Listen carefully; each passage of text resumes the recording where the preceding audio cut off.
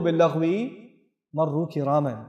When they pass by useless conversation, when they pass by a useless activity, when they're exposed to it, and they will be, then they leave it in a dignified way. They don't just make a scene. They don't just, there's some funny stories in my life. When I was a college student, there were a bunch of guys in our college, Muslim guys, they used to play cards outside the musalla. Our college in Queens College, we had a musalla, and outside the musalla, the student room, the students used to get together and they play cards. Now they're inside the student room, there's some people making salat, and outside these guys are playing cards. So this guy came out, was like, you people, why are you playing cards? You should be making salat inside. And this one guy looks at me and goes, go grow a beard, man, leave me alone. Why did he insult him like that? Why? Because when you see people doing useless things, you cannot get angry at them. You have to leave them in a dignified way. If you're going to give them advice, give it in a respectful way. Respect people even if they're doing wrong things. We have a hatred for sins, not for people who do them. We don't hate people who make mistakes. We hate the sin itself. So, وَإِذَا مَرُّوا بِاللَّغْوِ مَرُّوا كِرَامًا. Some of you have friends that have bad habits, and they invite you. Some of you have friends that do drugs. I know. And you know about it. Sometimes they've even offered it to you. And you're like, no. Not only should you try to stop them from doing it, if you have friends like that, get away. One thing you should do is try to get them out of it, and if you can't, you should distance yourself. Save yourself. You are not going to go save them, you'll get messed up with them. You have some friends that drink. They don't care. They drink. And obviously it's haram, but when some people do haram a lot, then in their mind it's not that haram anymore. It becomes no big deal. They say in Arabic, كَبِّرْهَا تَكْبُرْ صَغِرْهَا تَصْغُرْ. You make a big deal out of something, it's a big deal. It's not, you minimize it, it's minimal to you. It's not that big deal to you. It's not that bad, So you have friends like that. You have to try to advise them, and if they don't change their ways, you cannot be in their company. You have to distance yourself. Marru kiraman. They walk away in a dignified way. Now we're coming towards the end, subhanallah. وَالَّذِينَ إِذَا. This is the next category. وَالَّذِينَ إِذَا ذُكِّرُوا بِآيَاتِ رَبِّهِمْ. Let me tell you, this next category could be all of you that are sitting over here right now. All of you. You have an opportunity to belong to this category. And myself included. وَالَّذِينَ إِذَا ذُكِّرُوا بِآيَاتِ رَبِّهِمْ لَمْ يَخِرُّوا عَلَيْهَا صُمًّا وَعُمْيَانًا. When they are reminded of the ayat of their master, I am being reminded, when I am speaking, I am being reminded of the ayat of my master, and you sitting here are being reminded of the ayat of your master. Allah says, when they are being reminded of the ayat of their master, لَمْ يَخِرُّوا عَلَيْهَا صُمًّا وَعُمْيَانًا. They didn't pass over those ayat, they didn't trip over them, mute, deaf and blind. They didn't just go over them like, oh, I didn't, it's a nice speech, but I'm still going to do what I'm going to do.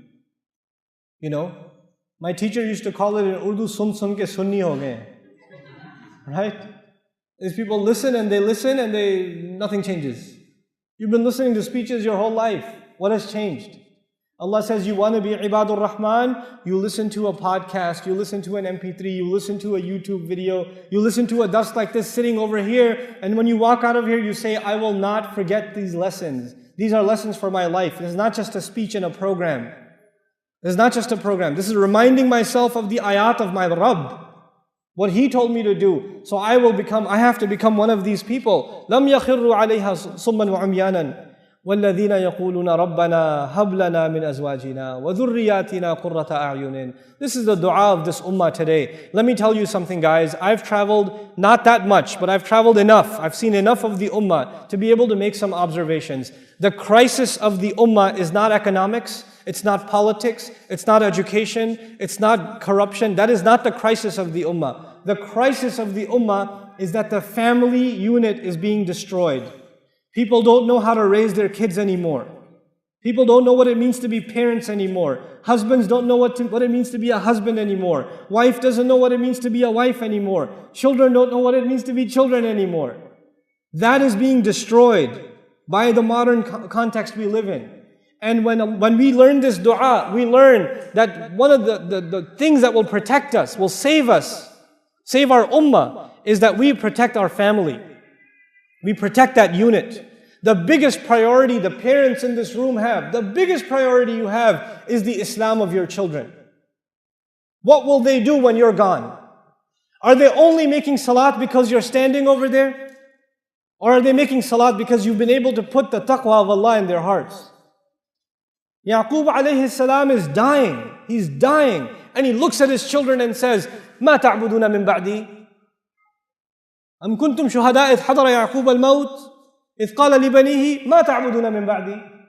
He's dying and he looks at his children and says, what are you going to worship after I'm gone? While I was here, you used to pray. You used to worship Allah. You used to make dua to Him. But I'm leaving. What are you going to do after I'm gone? What are you going to do? That's tarbiyah. This dua. Our Master, give us the gift. Hablana. Give us the gift. Not atina, not a'tina. Right?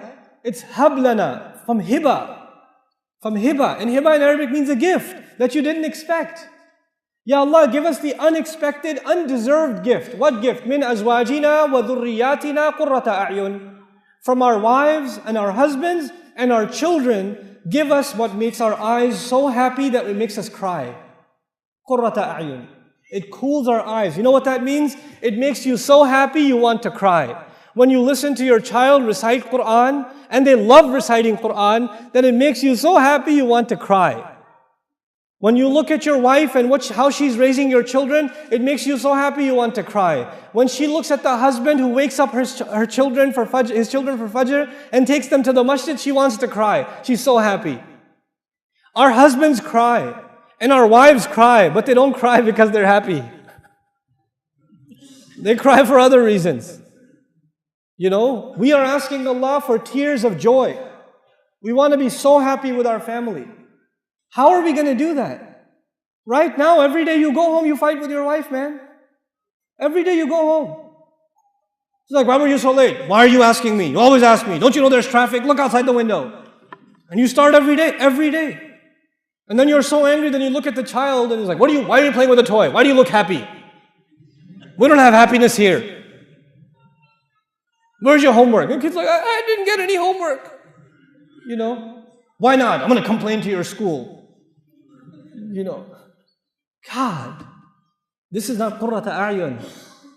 There are people who come to the masjid for salat, and salat is supposed to give you peace. It's supposed to make you calm.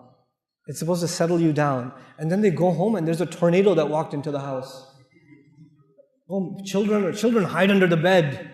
You know, the wife gets off the phone. She's like, you know, you cannot be the reason for your family to be afraid of you. You should be a reason for your family to be overjoyed. Your children should they should run to you and hug you when you come home. That's the relationship you should have with your children. And while I'm on this topic, 20 years ago, 30 years ago, 40 years ago, parenting was different. Now it's not the same. You cannot afford to be, I'm talking to the fathers here, you cannot afford to be authorities over your children. You cannot afford that. You have to be friends and authorities with your children. Our fathers were not friends with us. They were authorities. We didn't slap our dad on the back and say, hey dad, let's go play some basketball, let's play some football. We didn't do that. Abba Kimon Baba, Abba Jan, you sit straight. Assalamu alaikum. You get their shoes. That was 20 years ago, 30 years ago. Your kids don't do that. And they won't. We're living in 2013, brothers and sisters. We have to accept reality. Our children are exposed to a lot of things. It doesn't matter if you're in the Muslim world or anywhere else. Ihtiram will remain. You have to respect your parents. But our children, the only one who will give them the love of Islam is you. And you will not be able to give it to them if you're only an authority. If you only yell at them and tell them what to do, but you're not their friend.